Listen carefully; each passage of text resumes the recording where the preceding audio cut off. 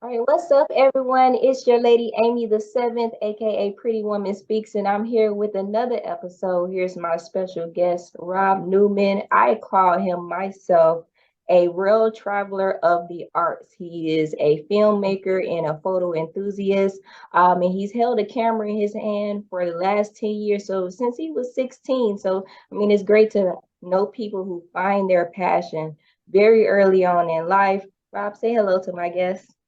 Hey, what's going on, everybody? Good to see you today. Yeah, it's good to see you. Interesting thing about Rob and I, we actually met in downtown Detroit. He thought I was his date. Funny enough, we were meeting some people that we haven't met before, and he sat down at my table, and so I looked up and was like, "Who is this guy?" But you know what? One thing I will say is that you should always meet people with your best foot forward because you never know what can grow out of that. And so he and I really developed a great relationship. And I was like, you need to come on my podcast. I found out so many amazing things. And I was like, oh, he has to speak to the people because he seems so fearless. And in a society where fear is definitely pushed on us all the time, it's really great to meet people who are fearless and that go after what they want. So, Rob, I know that you just been premiering a new movie all month long in Detroit. So tell me, what is it like to hang in there and produce something for 2 years? I mean, that takes a lot of effort, discipline to hang in and see something all the way through. So what is that like?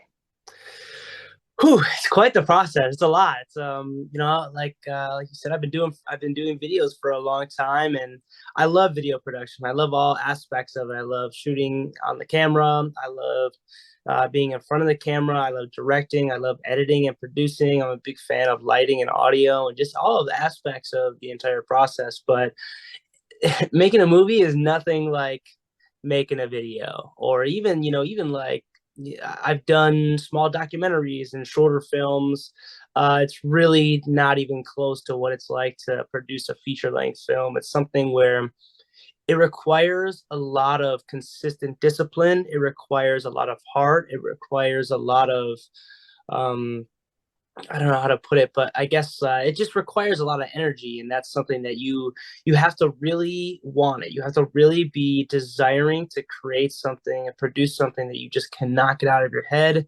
It's like an obsession, and that's how I felt the whole time. Is I spent so many weekends not hanging out with friends and not partying and not relaxing and not chilling and doing other things. I would spend weekends, Thursday through Sunday, like almost all day, every single day, shooting film in different locations and communicating with different people and like rebuilding a story. And so, again, it just requires a lot of discipline and it requires a lot of energy, but it's really easy when you have a drive, a desire, achieve fame, something that's burning with inside of you that makes you want to go further. Because in the days that are really hard, that's the focus. And if you have a whole team of people who can stay focused on the same goal and idea, it's really a beautiful thing. So that's really how it felt. It just felt amazing. It felt like I had a lot of energy and I had a lot of excitement to do it. So it was a short and long process. Well, I'm really glad to hear that it takes a lot of heart, a lot of discipline, and what you were saying is that you surrounded yourself with like-minded people That helped a lot. that probably held you accountable to make sure that you showed up as the best version of yourself. But Hmm. what is it like um, filming in the Detroit area? Tell me a little bit more about the movie. Was it filmed around Detroit? I mean, what is all that like? So the movie is a post-apocalyptic movie. So the goal with making a post-apocalyptic movie is to make things look as desolate and decrepit and just run down as you possibly can, while also eliminating things like random people, too many animals, modernize signs and things that just don't really make any sense within the film. Specifically sound effects. It was very difficult to produce the kind of shots we wanted to produce while also not getting any honking horns or cars driving by or planes rolling or helicopters or any, baseball games. But it's cool to shoot in Michigan. I think that Michigan has a lot of beautiful things to offer. We didn't shoot very much in Detroit, and the shots that we did use around the city were very difficult to utilize, again because of the things that I just stated. It was difficult to eliminate some of the background noise and background chaos that comes with having lots of people in a city.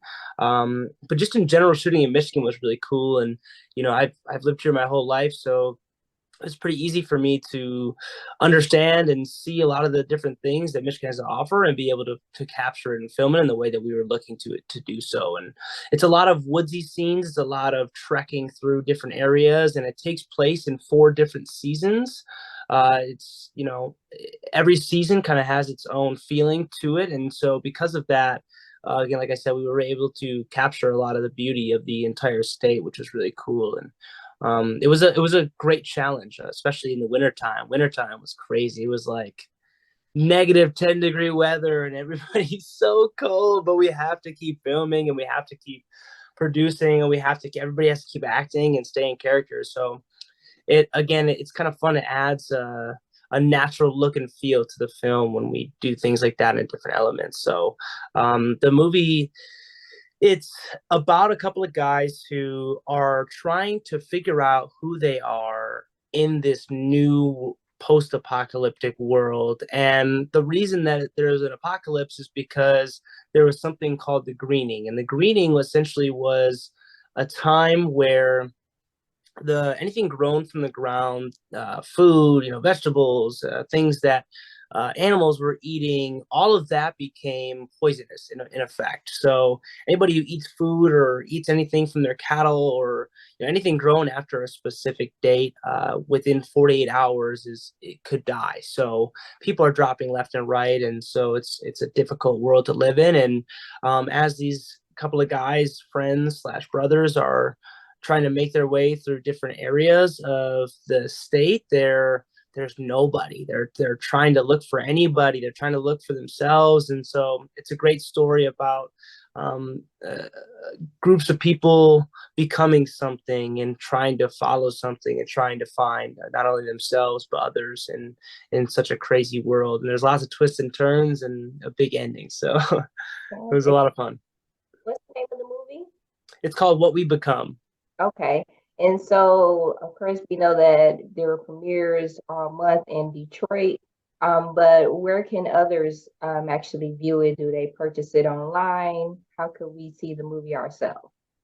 Sure. So you can look it up at fourhorsemenco.com. That is our website. I can give you a link as well if anybody is really truly interested. We're going to be creating hopefully a landing page where it will live. It's funny in this world of streaming, everybody has so much easy access. It's hard to really want to have your own platform for something like a movie because it's just so much friction for the end viewer. So pretty soon we're going to have it on YouTube. I'd say within the next 2 or 3 weeks it should be on YouTube as a visible link. So again, on the website, and then as a visible link on YouTube. Hopefully we'll be able to get those out within the next couple of weeks. That is what we're hoping for. And again, the goal is to get it on some sort of streaming platform, even if it's Tubi, whatever we can do.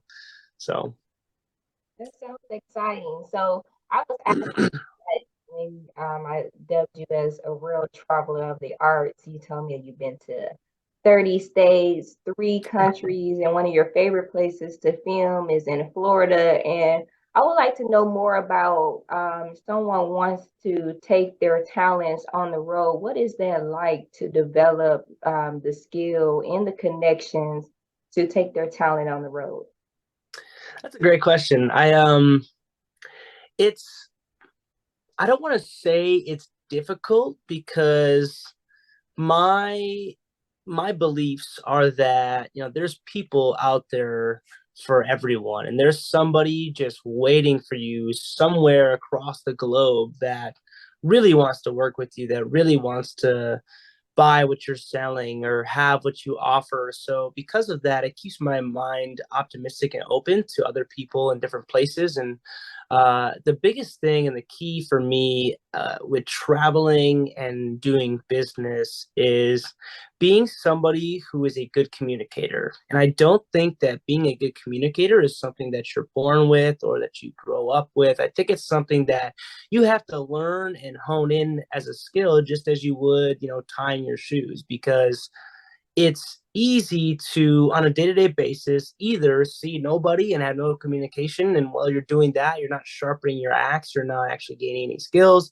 And adversely, it's also very easy to just be in front of lots of people all the time. And even if it's you know something as simple as just hanging out with a friend or just being somewhere by somebody you're comfortable with, I think it's kind of levels. It's like, okay, can I have great conversations with the people that are around me? Yes or no? Okay, no. Okay, cool. Well, then can I just my best friend and I have a conversation that is highly emotional, or that is a little bit more in depth than just, hey, what did you eat for lunch today? Where did you go to, shop around? Like, what were you doing? I think that there's better questions that you can ask not only your friends and other people, but yourself. And I think that, again, communication being a key, it starts with yourself. And I think that when you can ask yourself more in-depth questions and when you can discover more about yourself, it becomes a lot easier to discover more things about other people, because you're able to understand how humans in general operate as you understand yourself more. And so,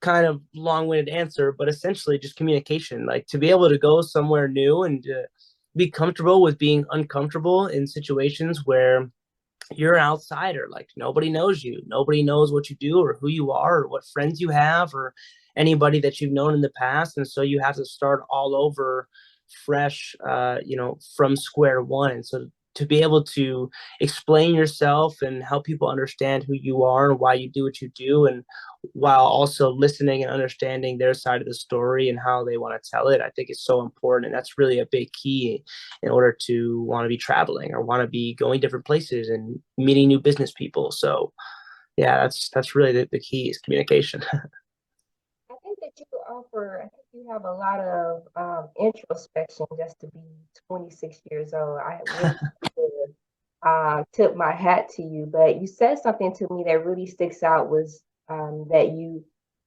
in order to drill down into the hard stuff with other people, you have to first do it with yourself. So I am going to ask you, what were some of the questions, and you don't have to tell me what were your answers to those questions, but what were some of the questions that you asked yourself that helped you to propel yourself further into the world? Oh, there's two really good ones. And they're so basic and they're so simple. And I still ask myself these all the time. And it's very simply, why? Why? Just a simple question. Why? Okay, I really want this one thing. Why? Okay, because I want to do this, this, and this. Okay, cool. Why? And I continue to ask myself that question, why, until I get to some sort of root. And that's helped me understand that, let's say I want a new car. Cool. Why do I want a new car? Well, I want a new car because I want to go faster or I want to look cooler. Okay, cool. Why do I want to go faster and look cooler? Well, because it might be fun to impress my friends, or it might be fun to, feel good about it. And then the root becomes, okay, cool. I heard something. I just want to feel good about it. I just want to feel good. So I discovered through asking that question, you realize a lot of the time that things you want are rooted in feeling good. And feeling good is something that you don't need anything to do. You just need yourself, and you can make yourself feel good with all sorts of things. So that's a really big question for me that I ask people all the time. Then I ask, just to dig a little bit deeper. It's an easy question to help yourself dig a little bit deeper. And then another good question is, what do you want? What do I want? What is really something that I want? And to think of that not as like a seriously in-depth, crazy, I needed, like, what do I want? Like, okay, like, I want this, I want that, I want to be a filmmaker, I want to be, a fashion producer, things like this. Like, that's a question that I've asked myself that has been really pivotal and really important. Maybe another few that I learned from some of my mentors and people that I've just learned information from over the years is, who do you listen to?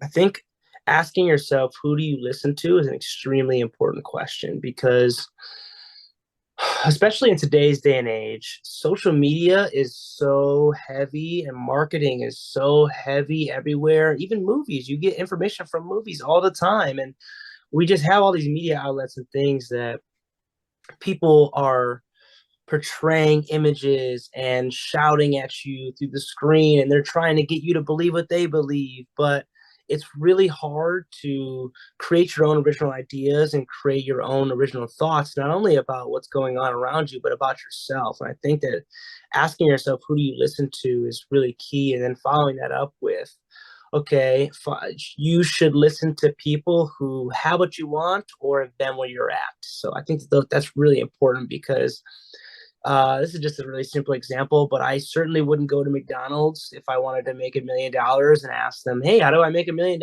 Because they've never made $1 million. That's just what it is. So I would want to go to somebody who's made $1 million or who has been in my position before making lots of money. And so I would just key in on who do I really want to be talking to. My last question I think is really important is, how teachable are you? I think it's important to ask yourself and other people, and I ask my friends and family and business associates all the time, like, okay, like on a scale of 1 to 10, how teachable are you right now? Like truly, like on it from one being I'm zero teachable. I'm completely closed off to ideas and new principles and new ways of thinking. And 10 being, I'm willing to do anything. I'm willing to give up anything. I'm willing to sacrifice my favorite, most incredibly, things that make me so happy things right now to learn a new idea and turn my back on things. All these things are principles that I've been learning over time that, again, I've taken years even to hone in on and understand. And I think that the thing that's really important about all the things that I just said are that it's always happening. We're always learning. Until I die, I'm going to be continuing to learn and grow. Otherwise, I'll just be dying. It feels kind of binary in that sense that if you're not trying to go further, you're going to be going shorter. So those are all things that I will continue to learn. I'll never have them. I'll never feel like I've mastered learning and mastered growing and mastered, being teachable or, listening to the right people. I think that it's just always continuing. It's always happening. It's always getting better. Like it's kind of about finding new levels of that. So those are just some great questions I like to ask myself and others. Those are really great questions. I think you thing that I saw on your Instagram page. I definitely wanted to talk to you about it was that you mentioned one, why should I stop when all I have is go? Right. So another one was why seek contentment when all I have is change? And the last one I saw is if you want things to change for you, you first have to change. And so out of those things that I saw, I was like, wow, he's like I said, you have a lot of introspection at 26, Thank and to you. me that really is like a needle in a haystack, particularly for men. I find that a lot more often in women, but in men, I don't come across men all the time who have a vision, who are visionaries.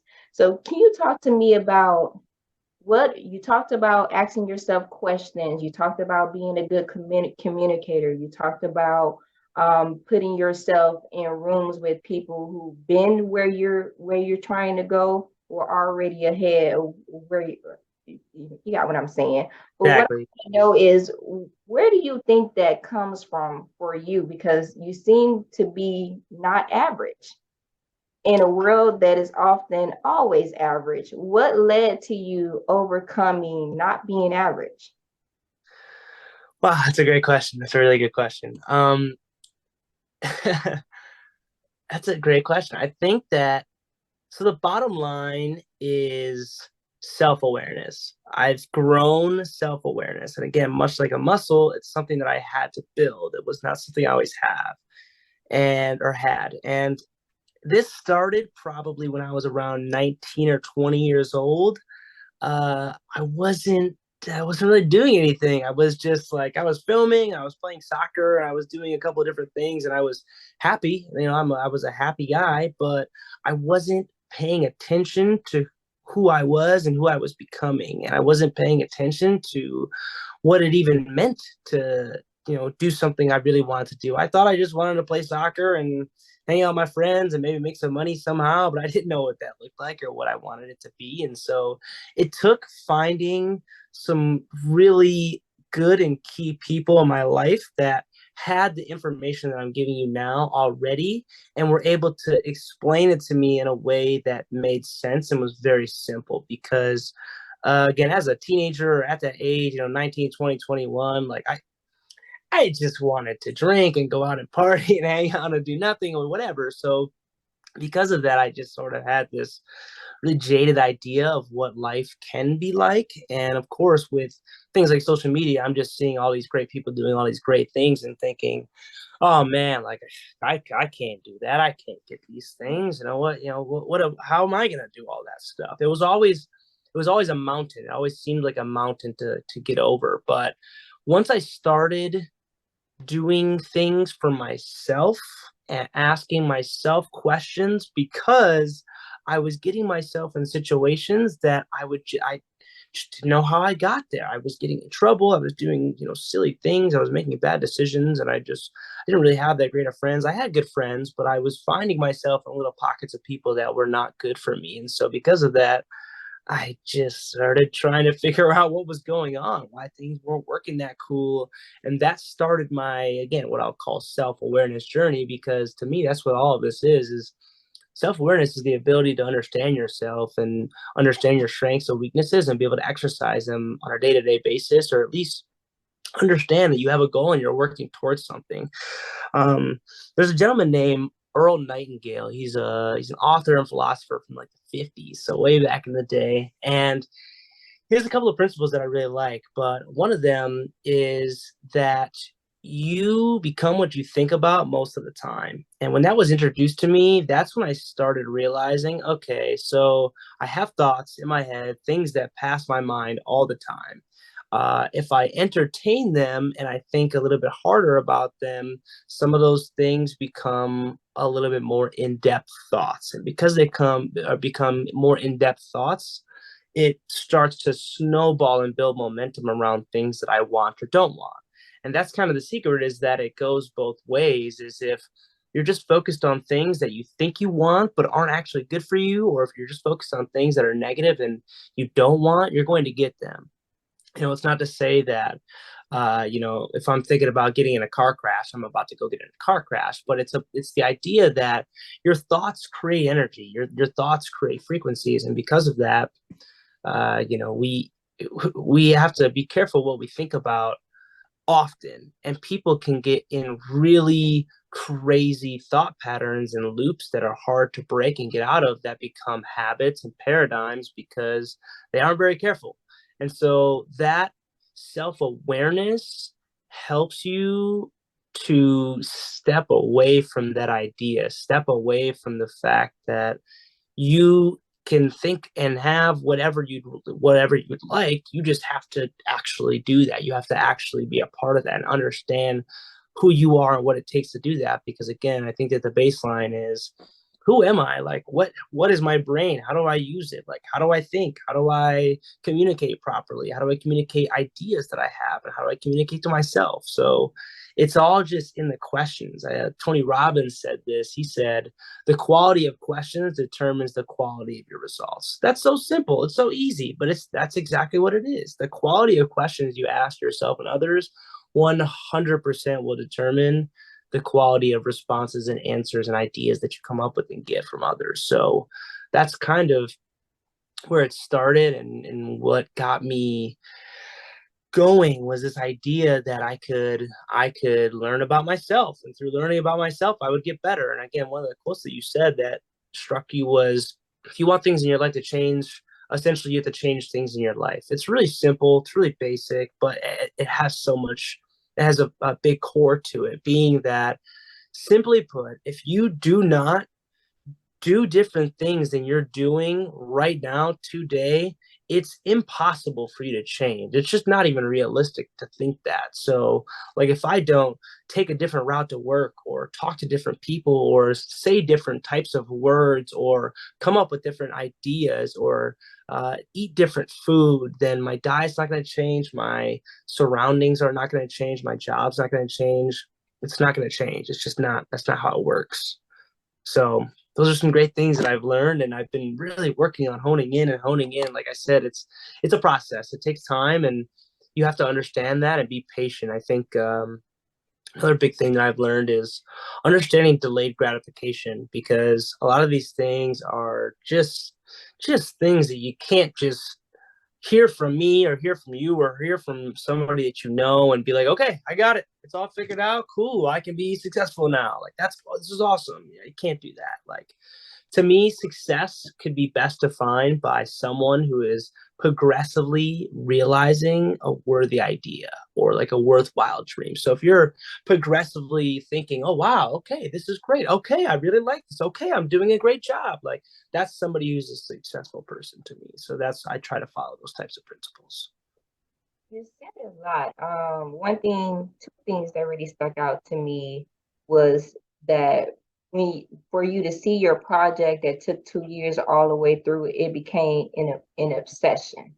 It was something that you probably slept, drink, and ate, and that's all you did, was focused on completing this project. And then two, it was about being self-aware, and then knowing that in that self-awareness, there will be delayed gratitude. You'll be delayed, but not denied. And I think that really speaks to changing your mind frame, because oftentimes in this world of instant gratification, we're used to the microwave going off and boom, everything is hot and ready for us. Great analogy. Yeah, exactly. But we know that things that are actually really good for us, it takes time to develop. Like, we know that things are warm better in the stove versus in the microwave, because we know the stove is a lot healthier.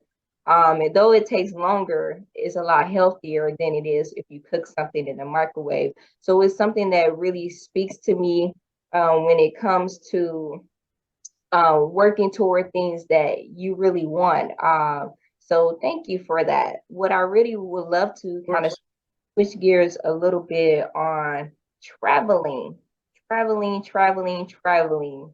Um, how has traveling changed or impacted your perspective when it comes to you being a photographer? How has that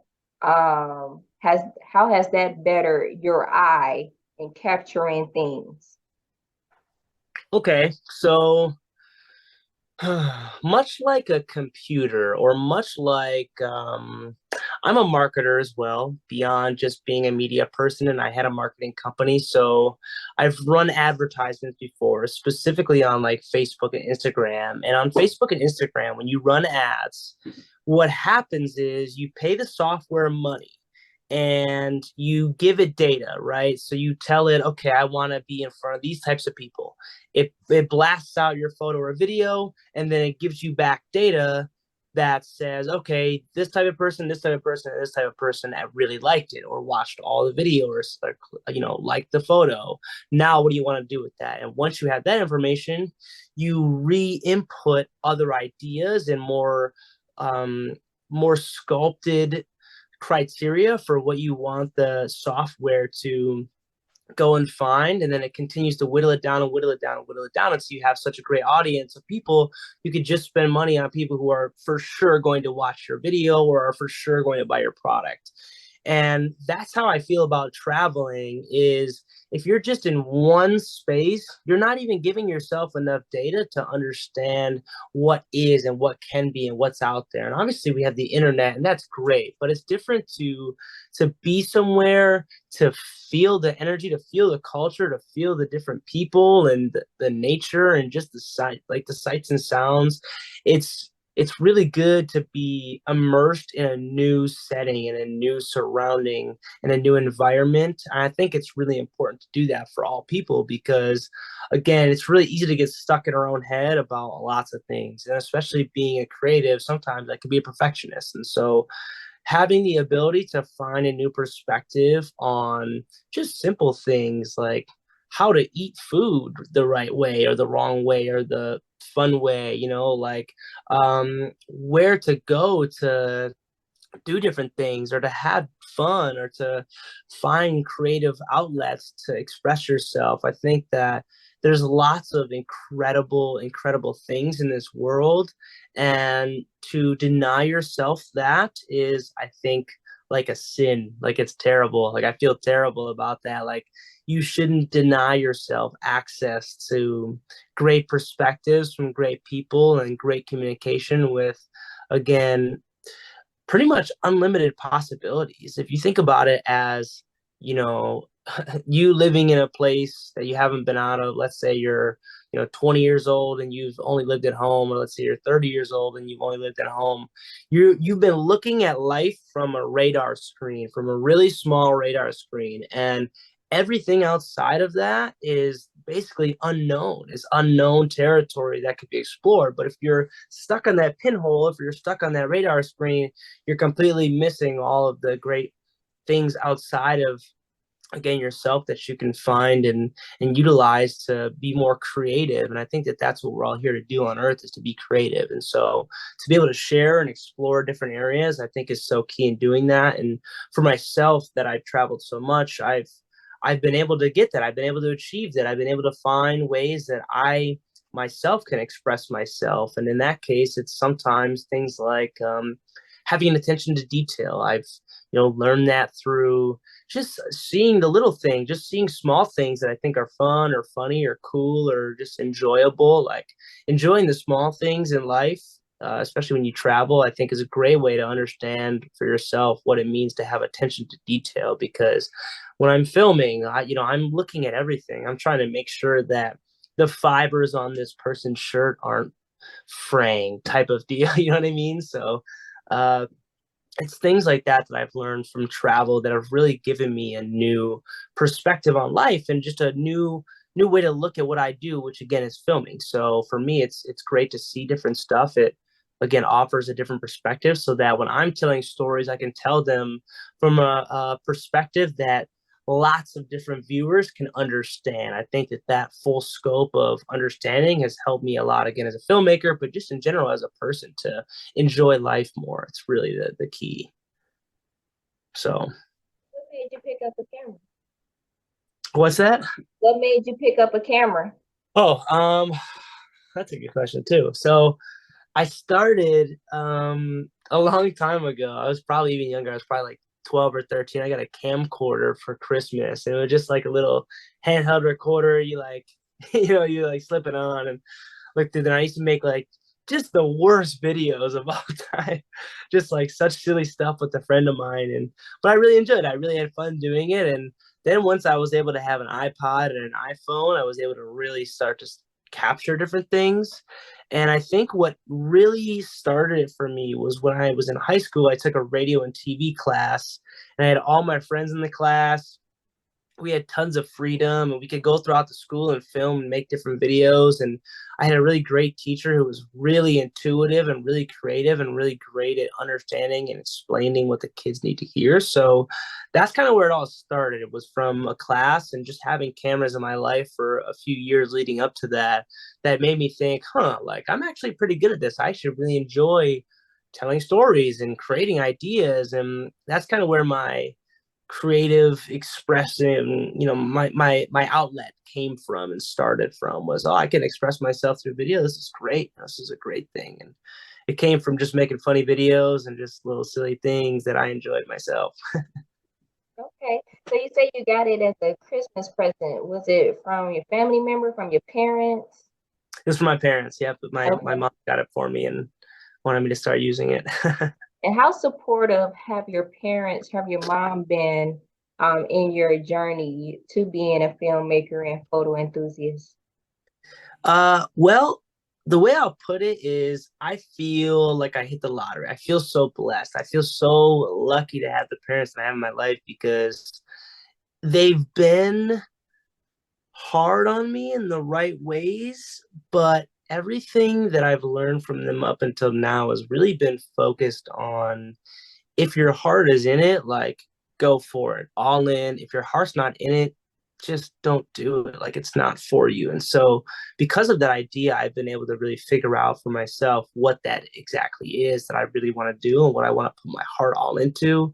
And even when it's something that they feel I shouldn't do or they don't want me to do, they've they've accepted the decisions that I've made and really given me an opportunity to grow and learn for myself from each and every mistake that I've ever made and each success that I've ever had. And again, adversely, they've really always both been there for me when it comes to the hardships and the great times. So again, like I said, I feel blessed and lucky to have them.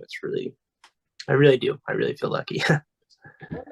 That really warms my heart to speak to that your parents essentially gave you a direction in your adult life. They placed the camera in your hand and you have flourished from that opportunity because essentially you got a Christmas present, and from that present is turned into a gift that continues to give not only to you but to others as well.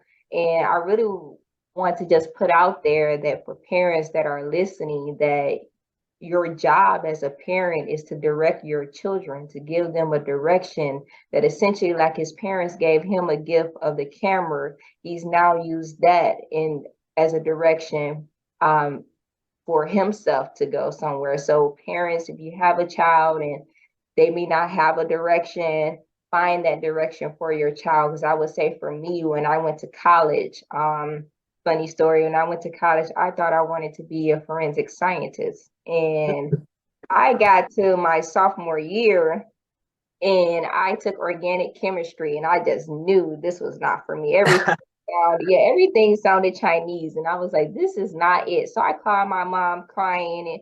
And to me, I dubbed it like a college crisis. It was like a quarter life crisis for me that I went through. And she was like, well, you've always wrote stories, poems, you've always wrote scripts. Maybe you should be a journalist. And I was like, well, that's better than what I've thought of. And so like I went to University of Arkansas in Pine Bluff, and they only have communications, but not a journalism department. So I went to call in and got a scholarship to Florida A&M, and it might as well say the ship had sailed. I joined the journalism department, and I was like, that's it. I'm going to be a journalist.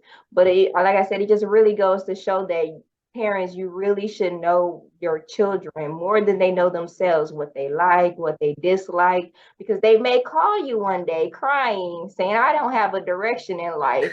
And as a parent, right, you should be able to offer them a direction that gives them some type of solace, like my mom did. And essentially, you may not have cried about it, but your parents essentially gave you a direction as well. They gave you something that you fell in love with, and they gave you something that you're able to create a life from.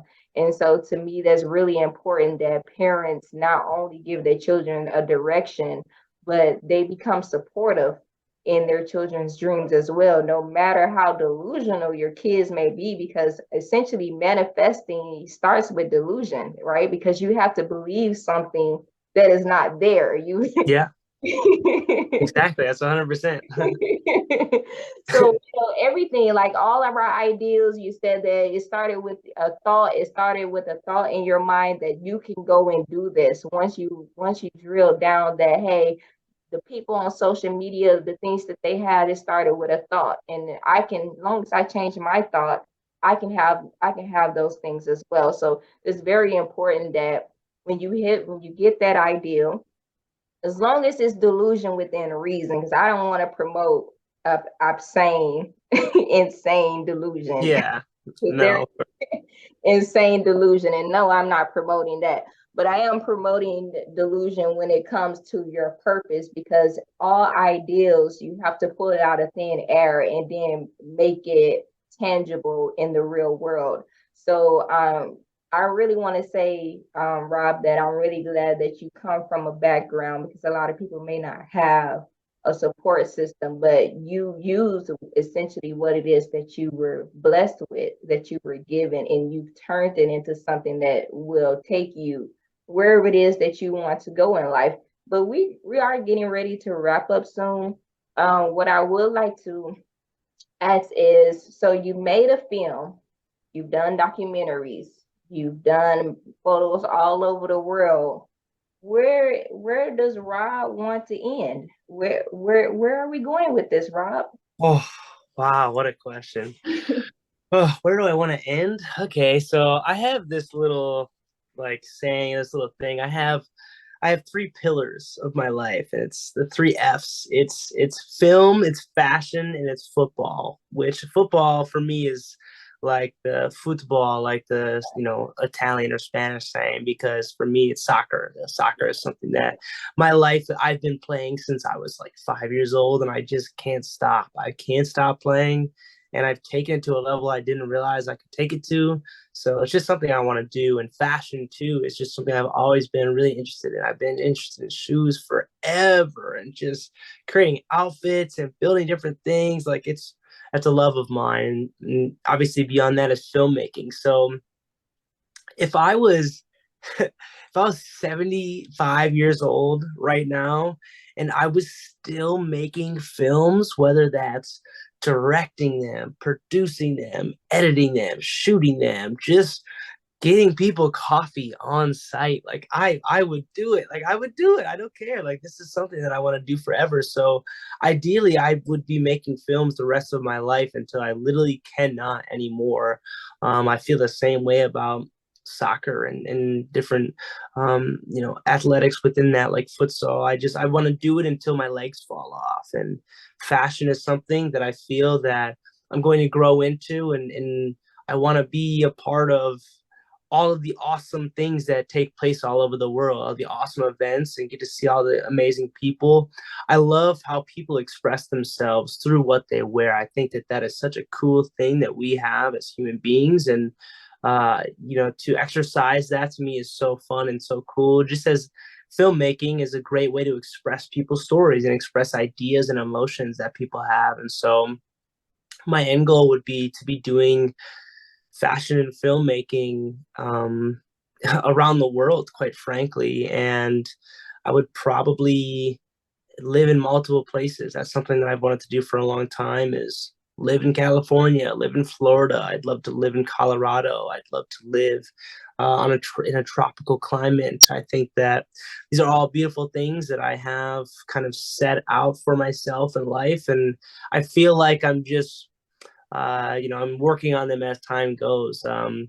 It's like I have one more saying for you. I can't remember what the exact quote is, but it's like it's I'm telling the truth in advance. So me saying like I'm doing all these things for sure, it might sound like I'm lying, or might seem like, okay, these aren't happening now, or I don't live in multiple states, but like I'm just telling the truth in advance. I love that. I love that. It's so fun to say that, and like the idea keeps it loose. It keeps it light, because to me in life you can't be too serious. You can't take life too seriously, and you have to care, but not that much, is something else I always say. Because when you get too worked up about things that are going on, or you get too stressed or worked up about what you have going on, or your dreams that seem so far away, like you lose sight, you lose track, you lose, you get off target. And because of that, you start to go the wrong way. And so, hopefully people who are listening continue to hone in on what they want as well, as much as I want to have what I want to have. So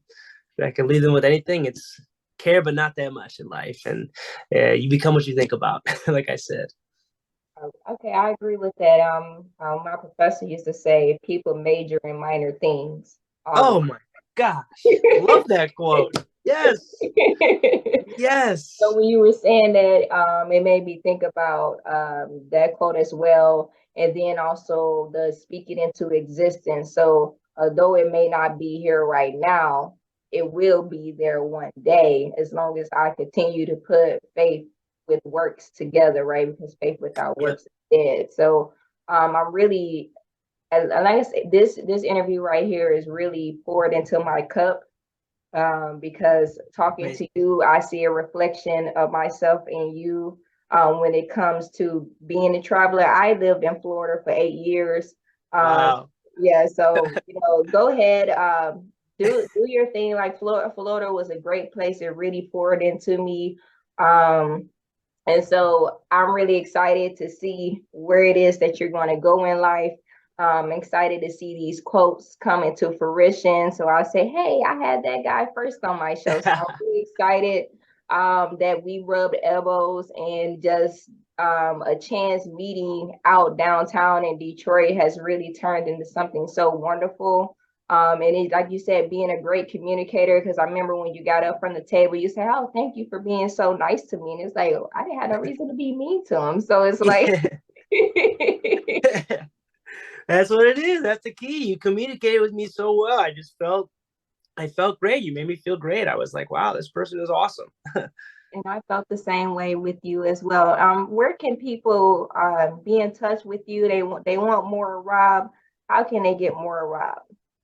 Yeah, so I'd say that I would just start with my Instagram. My Instagram is the best place, and I've been kind of MIA for a long time just because social media is such a funny thing to keep up with and to continue to blast information out on. But I do a lot of my stories, and I love sharing what's going on in my day-to-day life and things that I really enjoy on my Instagram stories. My website is right there as well, and you can find my YouTube on my website. I think if you wanted to go into a deep dive in some of the videos that I've created or some of the things that I'm about, those are the places that I would start looking. My Instagram handle is very simple. It's Rob Newman, and the N at the end is tripled. So there's three N's. So it's Rob Newman with three N's at the end, and you'll see me have an afro. Definitely sporting the afro, is beautiful as ever. But thank you all so much for tuning in to another episode of Amy the Seventh, aka Pretty Woman Speaks. Again, I have my special guest Rob Newman, as I dubbed him, the world traveler of the arts. You learned something from this episode. Make sure you like, follow, and comment on Amy the Seventh, and don't forget Rob Newman with the three N's, okay? Because he is the man out here. Okay.